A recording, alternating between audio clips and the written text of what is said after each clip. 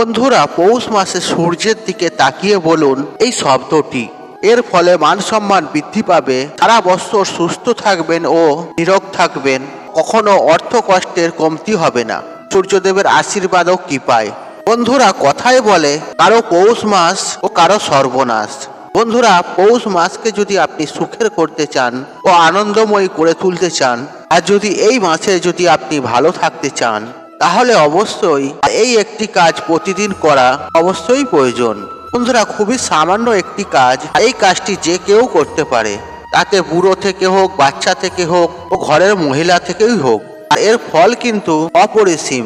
বন্ধুরা, আপনি যদি আজ থেকেই করতে পারেন, তাহলে আপনি আজ থেকেই এর ফল পেতে সক্ষম হবেন।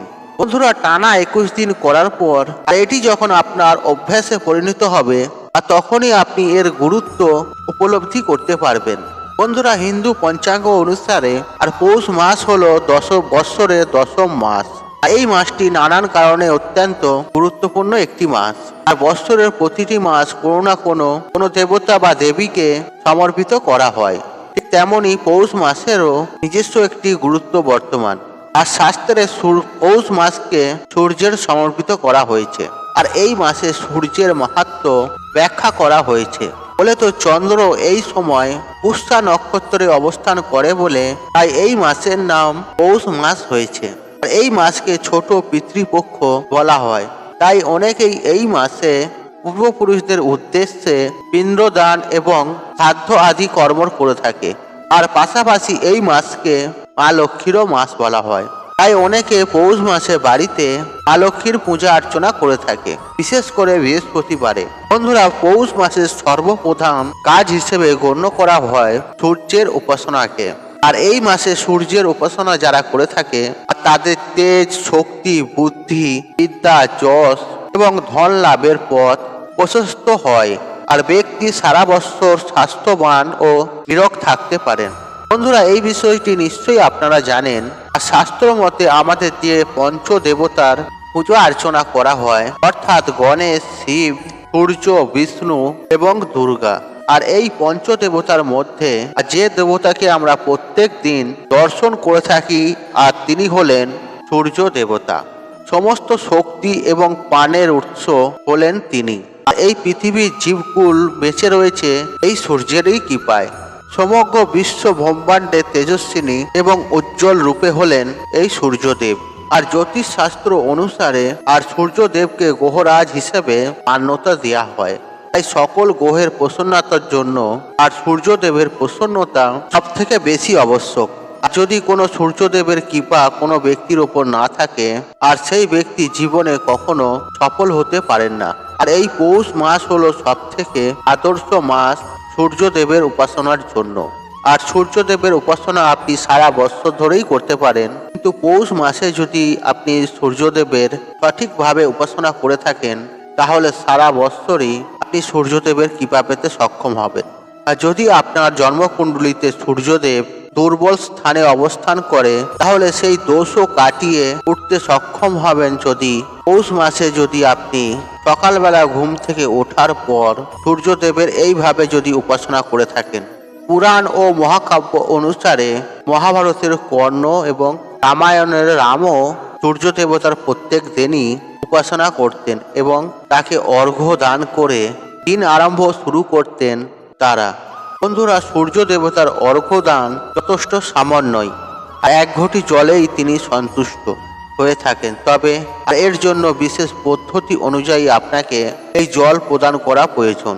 বন্ধুরা, সবার প্রথমে যে বিষয়টি আপনাকে করতে হবে, আর তা হলো এই পৌষ মাসে প্রত্যেক দিন সকালবেলা সূর্য ওঠার আগে ঘুম থেকে উঠুন।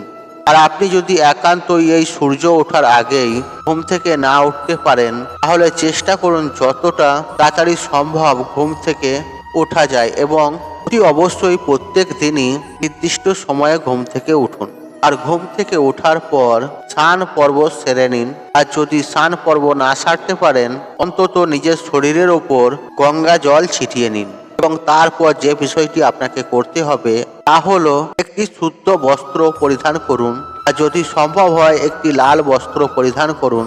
তারপর একটি তামার পাত্র অথবা তামার ঘটি নিন, আর তাতে বিশুদ্ধ জল দিয়ে সম্পূর্ণ ভর্তি করুন। আর তাতে মেশান সামান্য পরিমাণ আতক চাল অথবা এমনি চালও রাখতে পারেন, আর একটি লাল ফুল। আর যদি সম্ভব হয় গোলাপের 2-4টে লাল পাপড়ি আপনি সেই জলে দিতে পারেন।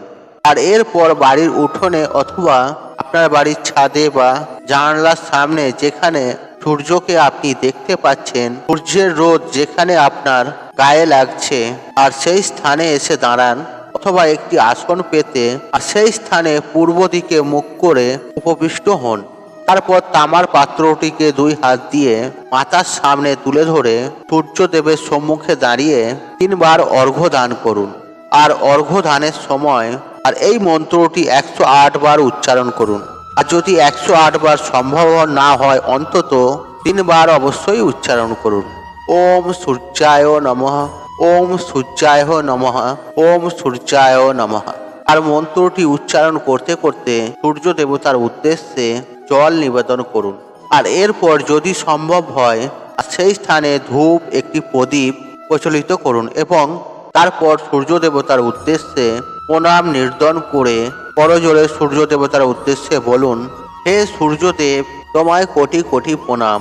আমার আজকের দিন তোমার কৃপায় সুন্দর ও মধুর হয়ে উঠবে।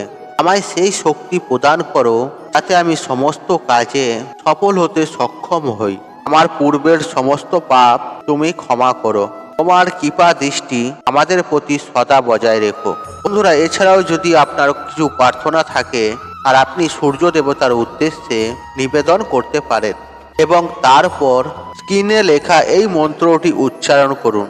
আর যদি এই মন্ত্রটি উচ্চারণ করতে আপনার অসুবিধে হয় তাহলে আপনি কেবলমাত্র ওম আদিত্যায় নমঃ, ওম আদিত্যায় নমঃ, ওম আদিত্যায় নমঃ এই মন্ত্রটি 108 বার অথবা 3 বার উচ্চারণ করতে পারেন।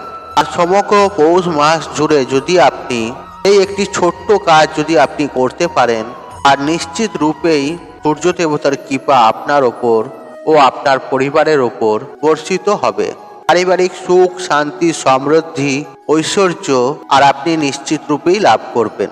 কারণ যে মানুষ সর্বদা পজিটিভ থাকে আর তিনি সমস্ত কিছু পেতেই সক্ষম হয়। তবে সূর্য পূজার সময় বা সূর্যদেবের উপাসনার সময় কখনোই কিন্তু স্নান না করে বা গঙ্গা জল না ছিটিয়ে সূর্য পূজা করবেন না এবং অর্ঘ্য দানের সময় পবিত্র জল যেন আপনার পায়ের ওপর এসে না পড়ে সেই বিষয়টি খেয়াল রাখবেন। আর তামার পাত্রে ছাড়া অন্য পাত্রে সূর্য পূজা করা উচিত নয়। আর প্রয়োজনে আপনি হাতে অর্ঘ্য দান করতে পারেন এবং অর্ঘ্য দানের সময় চিনি বা মিষ্টান্ন কিছু দ্রব্য মেশাবেন না। আর যদি অর্ঘ্য দানের সময় সূর্যদেব মেঘাচ্ছন্ন থাকে তবুও অর্ঘ্য দান সম্পূর্ণ করবেন। আর সমগ্র পৌষ মাস জুড়ে যদি আপনি এই কাজটি আপনি করতে পারেন দেখবেন সূর্যদেবের কৃপায় আপনি সব কিছুই পাবেন। নাম, ঐশ্বর্য, ধন দৌলত, মান সম্মান সবকিছুই আপনি পাবেন। বন্ধুরা, আশা করছি এই ভিডিওটি আপনাদের সমৃদ্ধ করেছে বা এই ভিডিওটি আপনাদের ভালো লেগেছে। তাহলে ভিডিওতে একটি লাইক করুন, একটু কমেন্ট করুন, একটি শেয়ার করুন এবং বন্ধু বান্ধব আত্মীয়জনদের সাথে শেয়ার অবশ্যই করুন। মনে রাখবেন আপনার একটি শেয়ার অনেক মানুষকে উপকৃত করে তুলতে পারে। আর আপনি যদি আমার চ্যানেলে নতুন হয়ে থাকেন তাহলে চ্যানেলটি অবশ্যই সাবস্ক্রাইব করুন এবং পাশে থাকা নোটিফিকেশন অন রাখুন, কারণ এইরূপ নিত্য নতুন ভিডিও সবার আগে দেখার জন্য। ঈশ্বর আপনার মঙ্গল করুক। আপনি সুস্থ থাকুন, নিরোগ থাকুন। আপনার দিন মঙ্গলময়। হরে কৃষ্ণ কৃষ্ণ কৃষ্ণ হরে হরে।